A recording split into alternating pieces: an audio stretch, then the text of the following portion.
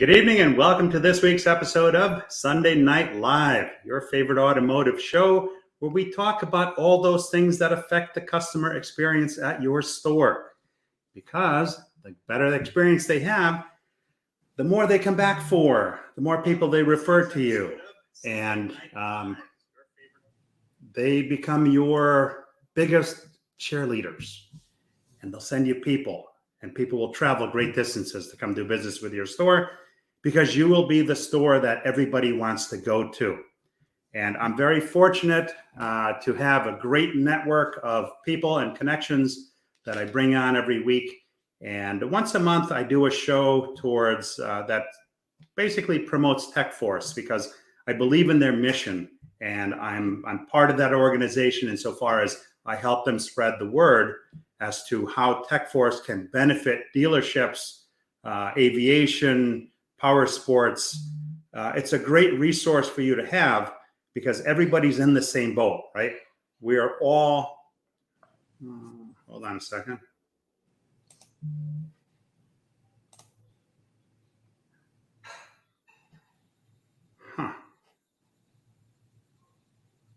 Hold on one second.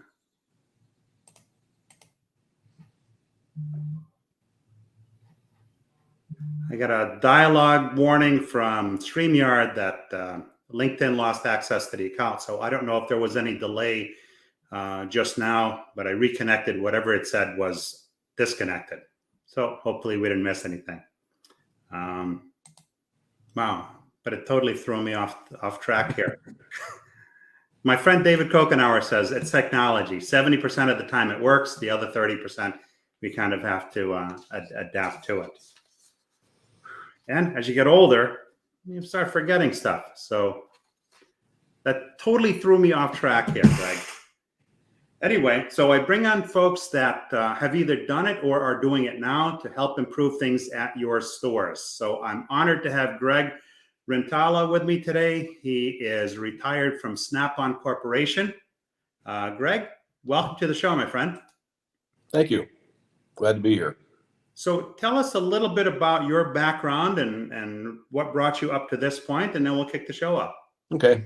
I've been a kind of a gearhead my whole life, ever since I could practically turn a wrench. But basically right out of high school, I bought an auto parts store. A year later, I bought another one. A year later, I bought another one. And so by the time I'm 21 years old, I'm doing, vast amount of business in the Denver area, and ran those for about 13, 15 years. I started getting rid of a couple of them, sold them off, and did a couple of things in the middle, and then went to work for Snap-on. But I went to work for Snap-on Industrial, which is a little bit different than the big white trucks that you might be familiar with. The industrial group deals with government, big business, schools, which is what looped me into the TechForce and some of the stuff we're going to talk about today. Yeah. But the industrial side, we put tools in the space station, we put tools in nuclear submarines, factories, schools, things like that. It's big business. It's a cool business to be in because it's something different every day. And I was the national sales manager on the education side of Snap-on. So I dealt with all the tech schools for, I've had that position for probably 15 or 20 years. It was a long time. And I worked for Snap-on for about 35 years. I figured I was turning 70. It was time to let somebody else have some fun before they kicked me out, which was probably coming soon. But anyway, that's kind of what gets me to this point. And in the meantime, I've sat on many boards of organizations such as TechForce, which I was on their board for a couple of times, different times, Skills USA, the CTE Foundation, some things like that over the years. I've walked the halls of Congress advocating for career and technical education with senators and congressmen, trying to get Perkins funding for these schools, because that's the federal funding they get to equip their schools, basically. Yeah. And so we would advocate for that and try to get them to reauthorize that every couple of years, whatever it is that they have to do that. So I've had fun doing those kind of things, and it's been a very fun and interesting career. So in a nutshell, that's kind of it. Wow, that's quite a history there. I share some fondness for a couple of areas that you mentioned. One being the auto parts business, because way back when in high school, I drove an E100 or E150 panel van for a fair auto supply with 3 on the tree. delivering parts to parts stores and garage, no, not parts stores, delivering parts to independent garages. I can hear the rattling sound from that van today as though it was yesterday morning, right? 40 Econoline, yeah, the old style. You never, ever, ever forget that. Yep. And then Snap-on is very dear to me because I still have my original Snap-on rollaway top and bottom in the basement of our home, plus all of the Snap-on tools that I purchased over the years. I just find that those tools just always fit better than everything else. So very, very near and dear to me. Fit, feel, and function. There's a reason, you know. Yeah. So. Now the education piece of it is very important. Okay. And there are not enough people coming out of tech schools today. We collectively are not having those conversations early enough. So not only are there not enough people, young people coming out of tech school and coming into the auto mechanics business, but there are people leaving as well, right? The pandemic has certainly made it interesting. Stores have laid off technicians and other businesses have scooped them up. And I guess after changing from working bell to bell, skinning your knuckles and all of the other things that happen when you work in a shop, some of the people that left decided they kind of like, there's an issue going on here tonight with StreamYard. Let's see here, allow. Yeah, there's an issue going on here. So I apologize. None of the comments are coming through in the StreamYard platform, but I do see them on my phone. So I don't know what all the dialogue warning boxes are about, but they just keep hitting OK every time it pops up. Work through it. But yeah, so there's not enough people coming through, and it's really important. The notion of why it's important to offer training is very important, because at any given time, we are one bad experience away from losing a customer for good. Okay. And I'm going to relate this to the automotive folks in the audience. Customers have choices today, and training is very, very important.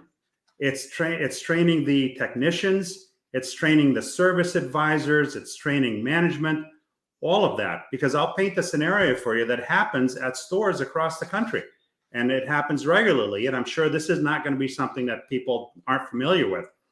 Let's say somebody takes their car in for service, and the technician, maybe, I don't know if they're newer or maybe they have bad habits, they're not trained in doing the multi-point inspection correctly. And as a result of that, they just kind of arbitrarily add things to the repair order and say, oh, the customer, I checked this item and the customer needs it. Okay, so here, I want you to estimate that part. Okay, so the advisor estimates the part, calls the customer up, said, yep, your car's in the shop right now, it's being worked on, but the technician also found that it needs this particular item. Oh, interesting. Well, when do those parts normally go?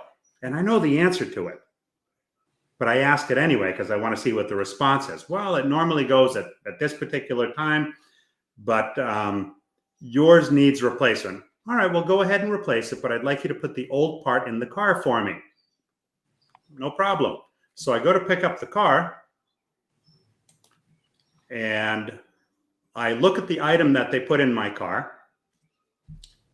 It doesn't need replacement. It doesn't need replacement at all. I go back to the parts department. I hold up the part. I say, hey, listen, can you pull a new part off the shelf for me? Because I want to compare the new part to this part. Okay. So now I've got the new part in my hand. I've got the old one, and I'm holding it up to the light. Like, yeah. Let me ask you a question, Mr. Parts Guy. If it were your car, would you replace this? No. I didn't think so. No problem. So I go back, as I hand it to the guy. I said, all right, I'd like you to take this off the bill, put the old one back in my car, and we'll just call it a day. And oh, by the way, credit me for what you overcharged me on. And it was taken care of, right? Not everybody is as forgiving.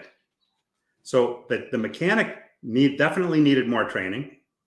The service advisor definitely needed more training. And based on that, I'm going to say the service manager needed more training, because if that is allowed to happen in your store, the fish stinks from the head, right? So training is very, very important. And I didn't realize this, but Snap-on is heavily involved in training, and they've been doing this for quite some time. So what types of initiatives does Snap-on participate in to kind of bring the message out there and help with training? We've got a lot of different things we do, some with schools and some with our franchisees. They've always got training things going on with the franchisees to work with the dealers, the dealerships and the technicians that are out there, to update them on their equipment that they're getting, whether it's diagnostic equipment or undercar equipment, stuff like that. So there's always training programs going on with those. Yeah. On the education side, we work with the schools very closely to make sure when they've got the new equipment, which we'll get into a little bit later, but when they've got equipment, that their instructors are trained to be able to use that and train their students. An instructor that just knows how to pull codes with a diagnostic thing isn't going to train students to do anything, right? That instructor has to be able to use that piece of equipment up to probably 95% of its capabilities to be able to diagnose things. And he should be able to train that student to get 70 or 80%. And in the past, that wasn't the case. You'd sell them a scanner and they'd pull codes and they wouldn't do any of the other diagnostics and stuff. So we have a lot of different programs like that we deal with. And that goes back into the NC3 thing and other things like that, which we'll get into later also. Super. Let me get to a couple of comments here. And man, I'm glad I have the phone, because there's no comments coming up on the platform here. Larry Feldman, my good buddy from New Jersey, says, "Good evening, gentlemen." Jerry Davis says, "Good Sunday evening and happy Father's Day, everyone." Happy Father's Day to you, my friend. Reed Richards says, BDC. BDC is critically important. I kind of think of them as the glue that holds it all together. Brian Cates, "Good evening, everyone." And Craig Tomasic, "Good evening, everyone." And Jerry Davis says, "The training leads to culture. Culture is the most important for not just the customer, but the employee." Here we go, another dialogue pop up. Okay, next. Dialogue day. Russell Hill, "Good evening, all, and happy Father's Day." Happy Father's Day to you, my friend. Talking about the equipment, before the show, we were talking about the machine that was, I guess, $10,000 back in the day that occupied a whole bay, right? That's quite different now. Very, very much so. It used to be the big Sun machines that pretty much occupied a bay, right? And you'd have to update them every year, and it cost you a lot of money. Now you've got scan tools, basically the size of your phone almost. Yeah. That have more power in them than the space shuttle had. Yeah. So it's pretty crazy. It's gone totally nuts. It's like cars. The average car today, has 70 computers in it and 100 million lines of code. The space shuttle had 3 computers. That's 3 crazy. IBM 8088 computers, and that's what ran the space shuttle. That's crazy when you think about that. Yep. For an object to go out into space, land on another planet, and then have the technology to then make its way back. Keep in mind, they had just certain systems they were running with that thing, where a computer today is a lot more, complex. It can do a lot more things, especially now with AI. Oh, AI is a scary thing. Yeah, very scary. Now, Snap-on has partnerships with schools also? Yes, we do. We do a lot of partnerships with schools. We've been doing that for many years, and our partnerships with schools basically are when we go in and work with a school. A lot of these schools turned into hobby shops, as you know, right? Yeah. That much grease on the floor, and they're working on really old things here and there, all old equipment everywhere, and it became where it was hard to get people to come into it. The real gearheads would go in and wouldn't care, but the parents, they're not seeing anything off that, and that's why the parents wanted their kids to go to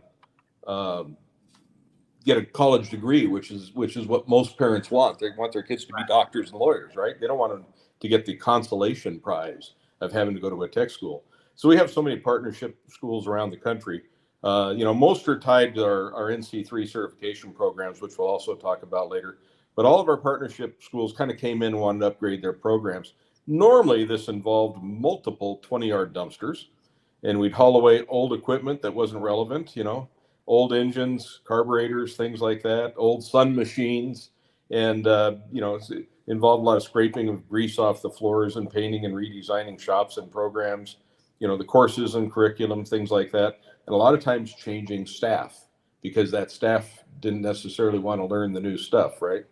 But when you get the school president engaged and he actually wants to sees the value of it and see of what we're doing, it was pretty easy to get this stuff done. They'd find the money, and it's fairly expensive to do these things, $1 million deals sometimes. But when we're done, these programs became shining stars in their communities.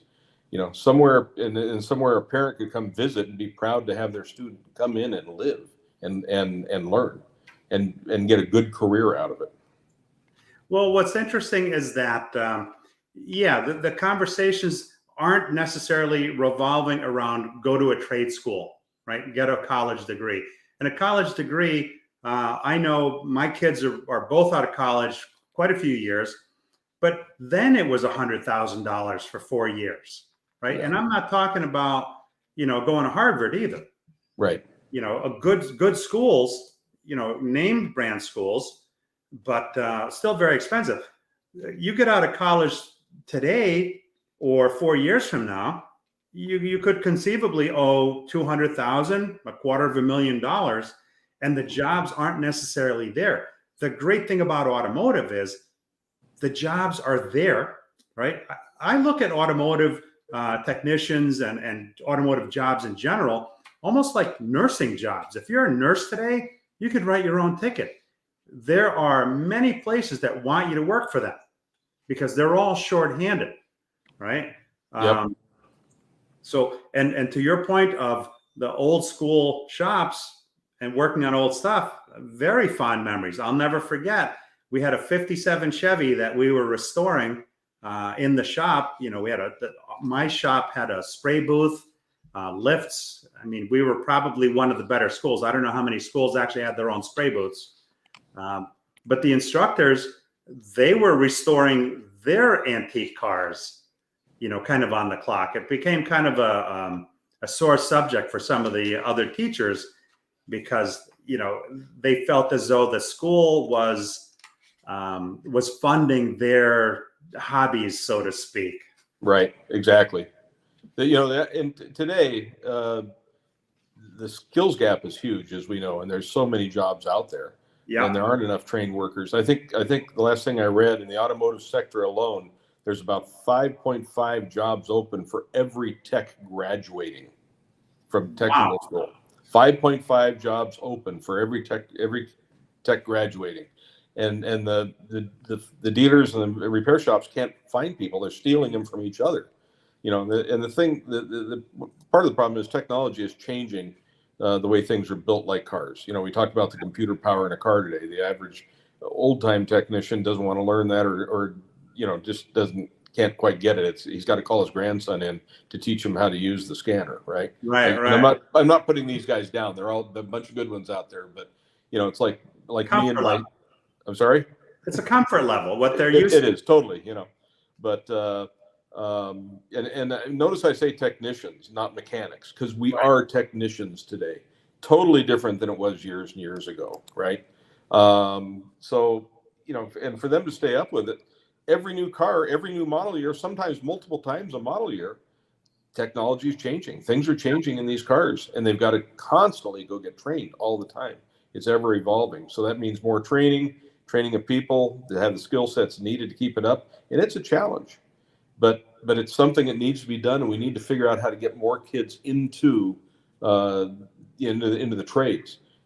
Like I was saying earlier, I think I said it, parents want their kids to be doctors and lawyers. That comes from long ago because the trade schools were the consolation prize.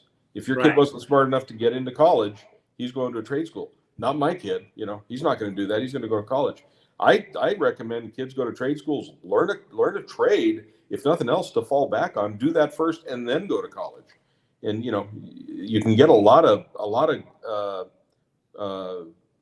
kids that just kind of hang into the trades because it's a great dignified work.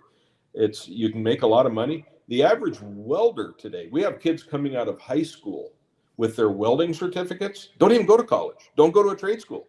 They've got their welding certificates coming out of high school. They go get a 6-figure job out of high school. And all their buddies are going and getting these big loans, and these kids are driving the brand new Ford truck and welding away. There's good opportunities to be Joe the plumber, The conversations need to be had a lot early. I want to get to a couple of comments here. The Facebook comment is coming through. Steve DiMarzio says, evening, Paul and Greg. Good evening, Steve. And let's see, Brent Kindred says, Snap-on has been a presence and delivered training sessions at our annual teaching trainings. Most recently, last summer, they delivered a great session on 4-wheel alignment. James Hall, it's not just training being provided, it's correct training. Who better to train you than the manufacturer? Right on. Yeah, you're 100% right. It's not just training, it's correct training, right? It's like when people ask for reviews, it's not just asking for the review, it's how to structure the review in such a way that it triggers the search when somebody else is looking for that same type of service near them. Marcello Arcele says, hashtag team life. Says, hello from Atlanta, Georgia. I think this might be his first time on the show here, so welcome. Craig Tomasic says, I'd like to say I own stock in Snap-on, but I'm pretty sure Snap-on owns stock in me. Here, here. He says, I'd love to have one of those old Sun oscilloscopes. That was the size of a big screen TV and probably got thrown into the dumpster, right? And Marcelo says, let me know the next time you need a 20 or 30 yard dumpster. He says, hashtag waste management. Michael Weldon from the West Coast. Happy Father's Day and to all of the dads, and good evening. Good evening to you, Michael. Brent Kindred says, community colleges have programs based on labor market data. You have to love that. These programs lead to high skill, high wage jobs like transportation careers. And Jean-Louise, I'm not going to pronounce the last name because I'm going to botch it. It says, hello and happy Father's Day. Welcome to the show. This is a new name as well. The opportunities are unlimited. I've known so many people that have come into automotive, worked as a technician, gotten all kinds of training, and then opened their own repair shops. And these guys and gals are sitting pretty right now, not with a tremendous amount of debt. That becomes kind of a normal career path for a technician coming out of tech school and stuff like that. They end up, working for a long time, and finally they get, where they get enough money or enough drive or entrepreneurial spirit that they want to start their own shop. And they either buy one or start one. And if they're entrepreneurial, most are very successful. But they start by turning the first bolt or changing oil one time, but it turns into something really good. Yeah. No, for sure. And the sad part about it is not, so you said 5.3? 5.5 jobs for every tech graduating from a technical program today. And the reality is, because they're not nurtured properly or onboarded properly, for a lot of them, 2 years later, they're gone. Part of the problem, I think, on that is they bring these kids in just as a head. Yeah. They throw them into either the wash bay or the lube rack, but then they don't mentor them. and they need to get mentored and let them go play in the big shop next to another technician for a while and learn some of the bigger stuff. And once the shop foreman, service manager, whoever it happens to be, gets to understand and know this kid can do something, he'll start giving him more and maybe move him into a regular bay. I've seen situations where somebody coming out of school, they're put on the express lane and they're left there to die. Yeah, and that's the problem. No opportunity. And I've seen people, I've heard of people like that just say, you know what? Yes, you think you have a golden handcuff on me? I'll buy my way out and I'm out of here. And another shop recognized the value in that person, and that person now is flourishing. And that's not an isolated story. The sad part of that is that some of those that do leave, they leave and don't even stay in the business. They go do something else. Yeah. And they've got a big investment. When they came out of school, they had to have tools. You got to have tools. In the U.S., you got to have tools to go work, whether it's ours or somebody else's. Yeah. And we, in our education programs, we give them on their starter sets an unbelievable deal. And most of them go that way to at least get started. But it's still a big investment. And, you know, they've got to pay for those tools usually one way or another, even if they don't have the money right up front. You know, there's finance programs and stuff. But if they don't get nurtured, it's not good for them. It's not good for, you know, their employer at that point. And you're losing a possible good head count. Yeah. And, you know, Steve DiMarzio says mentorship is probably more important for women to succeed. You know, ironically, the situation I just spoke of, where the tech was just left to rot in the express lane, that was a woman tech, a young woman tech that was just left there and had gone on to another shop and is doing extremely, extremely well. Right. Even more important on the women, definitely. Yeah. And there are some very talented women out there. I've met and seen women working on big Euclid trucks, little tiny girls, right? Yeah. They got the equipment and stuff to do it. It's easy to do. They just need to understand it. But they need to be nurtured, you know. Right. And there's some good opportunities out there for everybody, male or female, anybody. Now, if you're a dealership out there, okay, techforce.org, go on that site. You can join it. It's a free account to start. It is a nonprofit. And I think last year it's over $1.5 million that they gave out in scholarships to help students get into our business. So explore that site. I'm going to play a short video here about TechForce. Let me just bring this up. What's up, everyone? I'm world champion drifter and professional fun haver, Vaughn Gittin Jr. I'm reaching out to you today to let you guys know about TechForce. TechForce, the first and only social network for next-gen tech. Welcome to TechForce, a platform dedicated to launching and advancing the careers of next-generation technicians. People like you, students, instructors, working techs, industry leaders, you. Showcase your school, jobs, and awards. Post your current project and follow your friends. Flex your talent. Follow industry trends and connect with future employers. Connect works on all devices. Compete with other users and climb the leaderboard in daily and special trivia. Scholarships. $1.5 million in scholarships awarded annually. Explore your passion, flex your talent, build your career. Join techforce.org. Pretty cool, right? So make sure you head to techforce.org. Have fun. Whoa! Is that kind of enthusiastic or what? It's a great organization. So we all need technicians. Check that site out. You know, you want to fish, you got to go where the fish are. Now, it's not a place where you're just going to go and you're going to grab a bunch of technicians. It's a community. And today, success revolves around building community. If you build a community, you can leverage that community for a lot of good. So if you join this organization, you'll have access to or exposure to technicians that are in school, that are learning, that have a passion, a desire to want to get into our business. So I can't emphasize enough to get into this site. Craig Tomasic says most entry-level techs fresh out of school are looked too much as a cost risk versus, and then on the phone, it doesn't give me the full comment. So I won't be able to see that until afterwards. Steve DiMarzio on Facebook says 2.3 million in scholarships for this year. I was going to say that too. Huge. That's huge. Yep.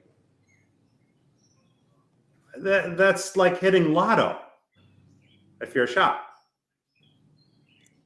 They definitely help the students get in there, and it's expensive to go to school.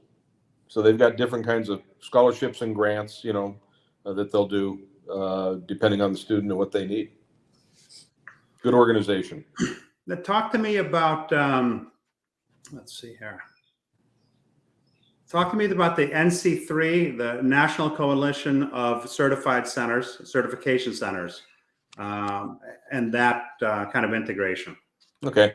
Well, NC3, like you said, is National Coalition of Certification Centers. What it is, it's a consortium of leading global industry partners and leading national educational institutions whose mission it is to produce and engage a sustainable, highly skilled workforce. We believe, Snap-on was involved in putting this together originally. We believe NC3, believe that NC3's industry recognized competency-based certifications provide a vital role in helping students and adults in the United States develop lifelong workplace-ready skills. NC3 we started it back in 2009 with like 5 pilot schools. And we were one of the original partners of NC3, along with the 5 pilot schools. And there's a lot of different companies that are involved with NC3, such as Lincoln Welding and total brain fade for a second. Anyway, they're currently engaging in 1,500 schools right now. Over 300 community and technical schools, technical colleges, 1,200 K through 12 schools basically, and then a major high school level is the main piece of that, but they're growing in the middle school thing, working towards that early age education that we need more and more. So NC3, industry and educational stackable competency-based certifications, and that's what they are, is they're stackable certifications, which is what everybody's looking for now. They allow the educational and community leaders to establish and scale sustainable career path opportunities for students. Pretty easy.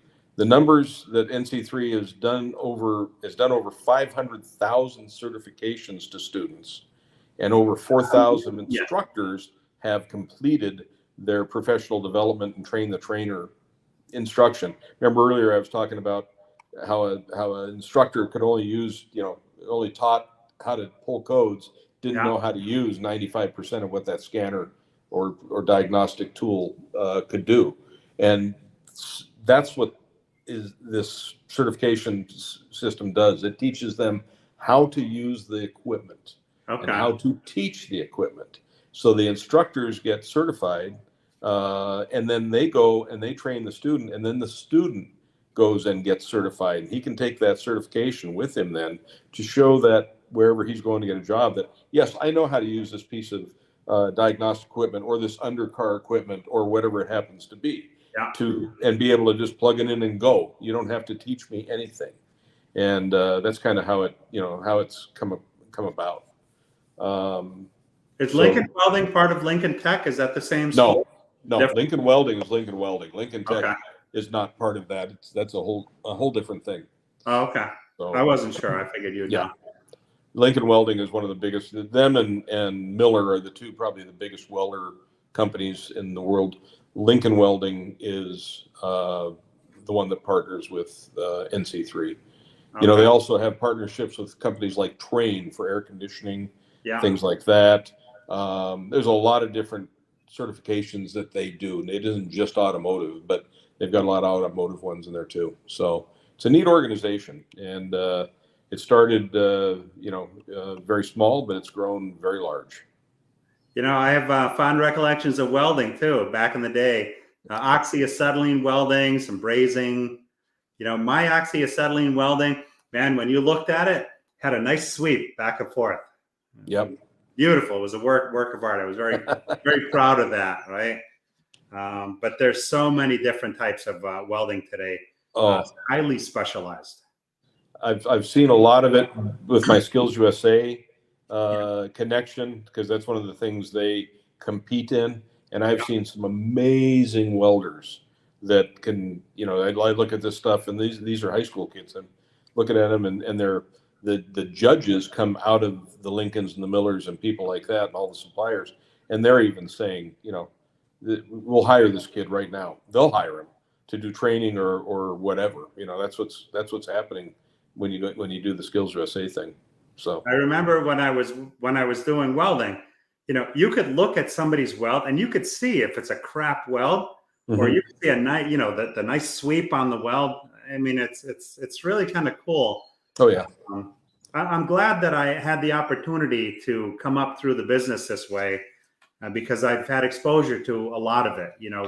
We talked earlier about if you ask somebody today in a repair shop if they know what a Jiffy kit is, most of them won't be able to tell you what it is, or to replace the brushes or the Bendix drive. They won't even know where that goes. Right? It's changed quite a bit. But you hit an interesting word. You said competency, right? That Yes. that is so critically important, because that ties into an area where we have issues at stores today, which is the fix it right the first time metric, right? That doesn't always happen, So talk to me about Skills USA and what are some of the things that they bring to the table. Skills USA is an organization that's it's basically a partnership of students, teachers, and industry, and they all work together to basically help ensure that America has a skilled workforce. They help every student that's in the organization excel in leadership, safety, soft skills, things like that. They don't necessarily teach you how to weld or teach you how to repair a car, but they do a lot of the stuff on the soft skills side. Like what? Well, I'm gonna, just because it's been a while since I've looked at it, but I printed it off real quick. I need my glasses. Their framework, the things that they deal with. Personal skills. This is the stuff they support and stuff that's vitally important to students today coming out in the workforce. Integrity, work ethic, professionalism, responsibility, adaptability and flexibility, and self-motivation. That's soft skills. Okay. Yeah, that's the personal skills. Technical skills grounded in academics, which they've got, computer technology and literacy, job-specific skills, safety and health, service orientation, professional development. And then they've got workplace skills, which is communication, decision-making, teamwork, multicultural sensitivity and awareness, planning, organization, and management, and leadership. And leadership is one of the big things they really work on. But this is stuff that just works with the school. These are all organizations that are in the school. They're clubs that kids belong to, but it melds right into what they're learning, and it gives them the soft skills when they go out to get a job, that it really helps. And what they do, Skills USA has, I think, about a little over 100 different career paths that they support. Everything from auto and truck and aviation, power sports, those things, carpentry, welding, cosmetology, graphic design, photography, internet working. There's just a ton of different stuff that they work at, and there's state competitions. Actually, once a year they have their big competition, and it's their you were skills telling me competition. about that the other day. Right, it's their NLSC, which is a National Leadership and Skills Competition. It's happening this week. They're all right now. Whoever was in Atlanta down there, you need to go see this. It's in Atlanta, Georgia this week. It's once a year. Happens to be this week in Atlanta, and there'll be probably 25,000 people in Atlanta for this thing. The organization is almost 400,000 students. Wow. Nationwide. It's one of the CTSOs, which are the career training service organizations that the government recognizes. Yeah. which is like Skills USA, FFA, DECA, HOSA, which is the healthcare, and Yeah. I think it's FLBA, which is the Future Business Leaders. That's the only ones that the U.S. recognizes. They don't get any money from them, but that's what they recognize. And FFA is the big one. FFA's got 2 million members or something like that. But Wait a minute, hold on. I got to wrap my head around this for a second. You said 400,000 members in this organization. I believe so. It's that I may be a little off in the number, but not much. Yeah. I haven't looked at those numbers lately, but Brent Kidrid's out there. He can probably type in what the current thing is because he was on the board about the same time I was. He can look it up. Anyway, so what they do is they have contests at the state level, at the school level first.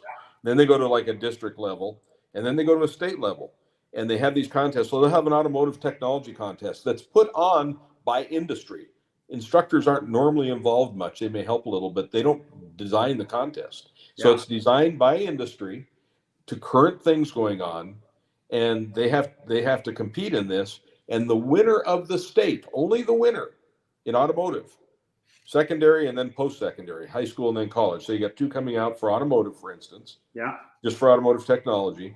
They go to this national conference, and you have the same thing in all the other contests that they're running: aviation, painting, body work, whatever it happens to be. And then, so they go to this national conference, and in this conference, they're competing against everybody in the nation. And it's usually a 2-day conference. They will be competing more than likely on Wednesday and Thursday of this week in Atlanta. And it's a tough competition. And the winner comes out. He's the #1 guy in the nation. Normally, depending on what it is, half the time these guys are getting job offers right away. The college guys are from an OEM or Caterpillar or somebody like that. They'll put them to work right away and give them a good job because they are the best in the nation of what they're doing. So it's an amazing thing. There'll be 25,000 people down there. About 8,000 of them are students. Usually, I'm giving you rough numbers, but 8,000 are students. The rest of them are industry partners that show up to run the contests, or their advisors and maybe some family and stuff. But it's a big deal. And if you're in Atlanta this week, go see it. It's interesting to go watch. It's a really big shoe, as Ed Sullivan used to say. Really, really big shoe. Yeah. Got a couple of comments. Steve DiMarzio says laser welding looks awesome, but expensive as heck. Leading edge.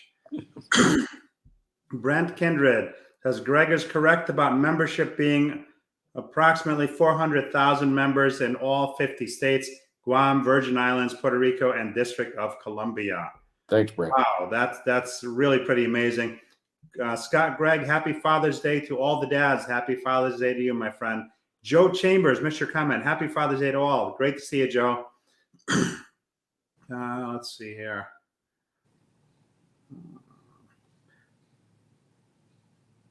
Brent says a powerful program we use with many of our students is youth apprenticeship. This is a bona fide educational credit barring program that starts in their junior year. This is a competency-based mentorship program. Wow, that's brilliant. For all of the complaints that I hear about, we can't get TECHS, right? There's not a dealership I walk into where I don't hear, we can't get TECHS. Do you have TECHS for me? There's so much help available to us, right? Look at all of the partners that Snap-on is involved with. These are bona fide programs. Look at techforce.org. Community, we're talking tens of thousands, hundreds of thousands of people, the type of people that you need to and want to get in front of, or at least you should be networking with these people, get involved in these organizations. It's one thing to complain about not having or having been dealt a bad hand of cards. But it's a whole nother to put I don't play cards, so maybe my analogy is not going to be the best. But sometimes you could put down all the cards and trade them out, right? For a better set of cards. Was that right? In cards, I don't play cards. I don't play much either. No, I have to ask. Go my wife. fish. So be kind if I'm off on my analogy, but I think you get where I'm going. Where I'm going is, complaining for the sake of complaining, that's BS, right? Do something, because there are enough resources to be able to affect a different outcome. Let's see, got a comment that came in. Back to before you jump into that one with Brent. Brent is the executive director, I think, of the Wisconsin Auto and Truck Dealers Association, and he was part of the state of Wisconsin education for a while. Okay. Good friend of mine, but he's heavily involved, and he has TECHS that he's part of that program.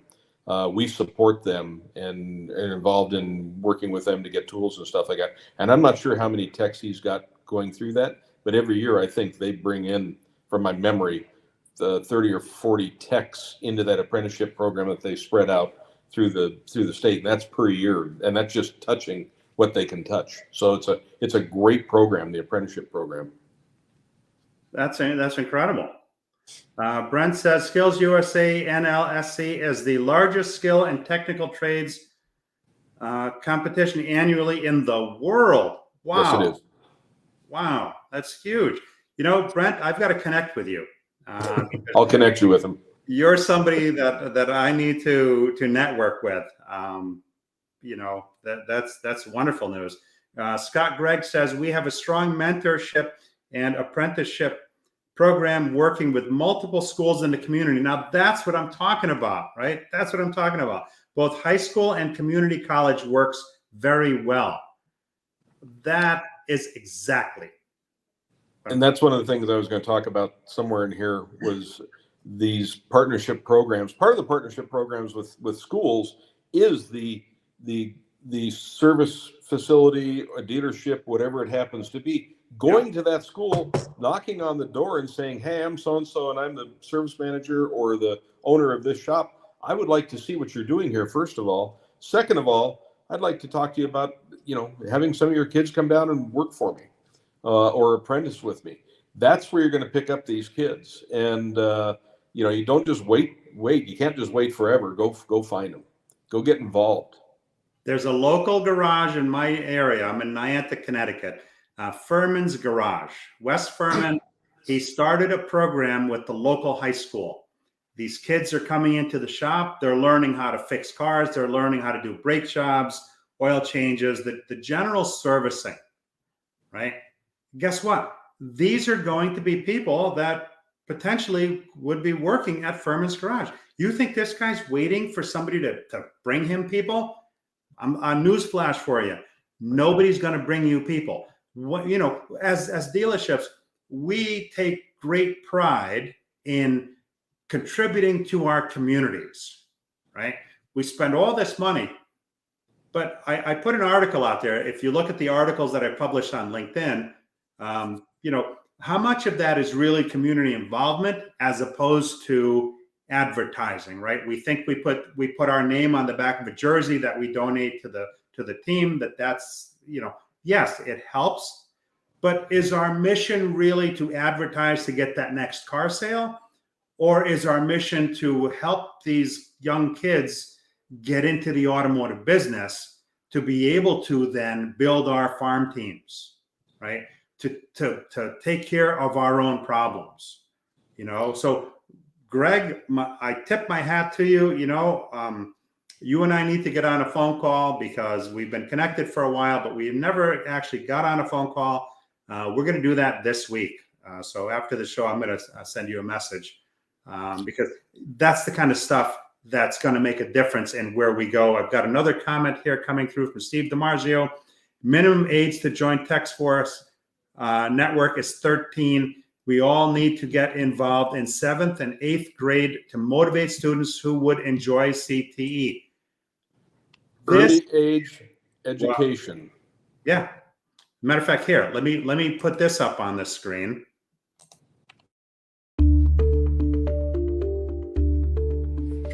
You know me. I'm just a younger version of you. I like to tear stuff apart so I can put it back together.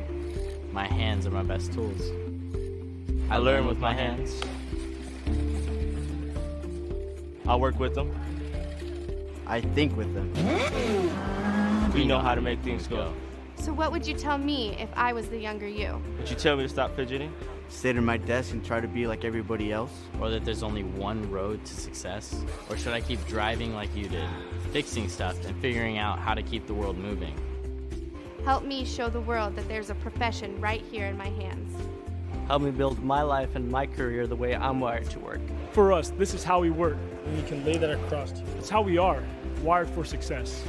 If we stand together, stand for those of us who love working with our hands, we'll not only champion tomorrow's workforce of technicians, but we just may change the way everyone thinks about technical careers. You figure it out how to be you. Now help me be me.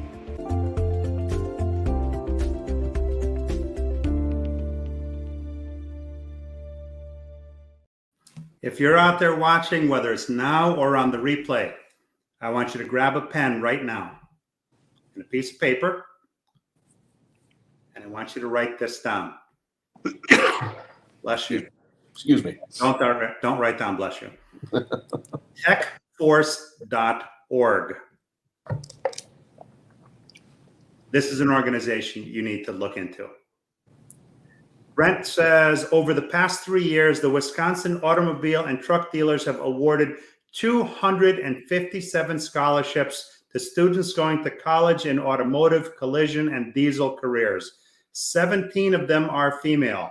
Those 257 scholarship packages totaled $1.9 million. There's help out there, guys and gals. It's out there. Just got to go find it and ask for it. And every month, when I have the TechForce segment, I bring on somebody that's involved with TechForce, and we make all this available to you, right? I don't think there's an easier way to serve it up to you than here.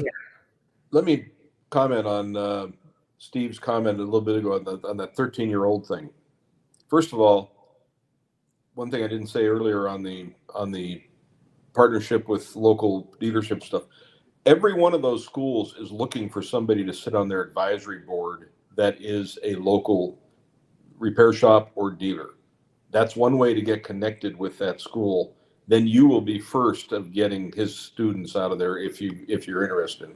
So get involved that way. Go knock when you're knocking on that door. Say, hey, do you need some help in your advisory committee?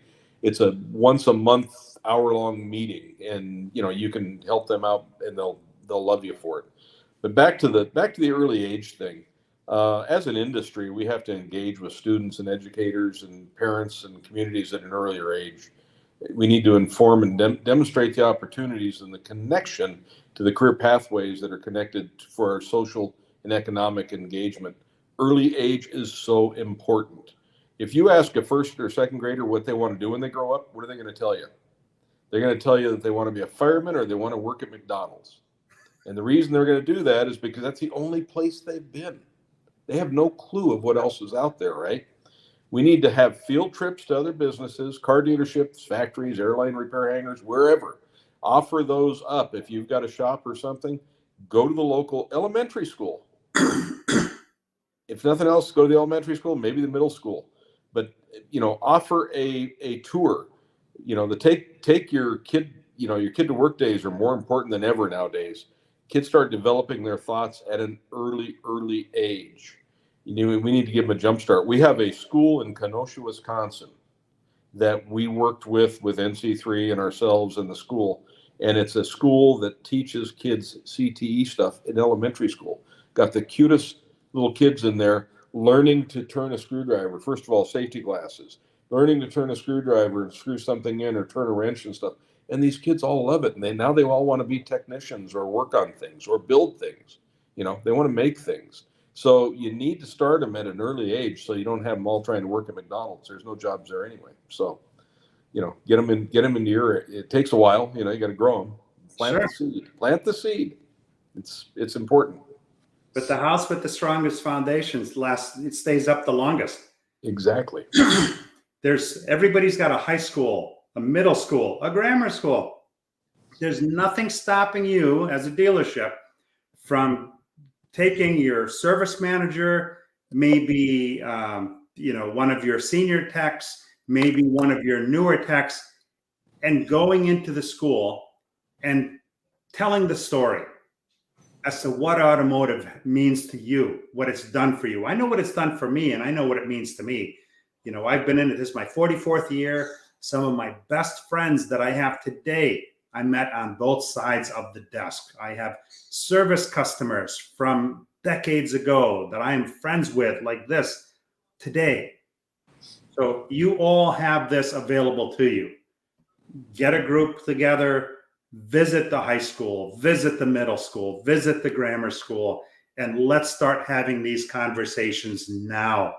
And let's start, instead of, I'm not saying don't donate to all these different organizations that you donate to, but let's help ourselves in order to better help our customers, right? Let's invest. If you're telling me your local school doesn't have an automotive program, all right, well, there's your first opportunity, isn't it? You can start an automotive program in the school. There's nothing stopping you from doing that. And those programs are coming back. They were all taken out for a long time. Now they're coming back. So get involved. Awesome.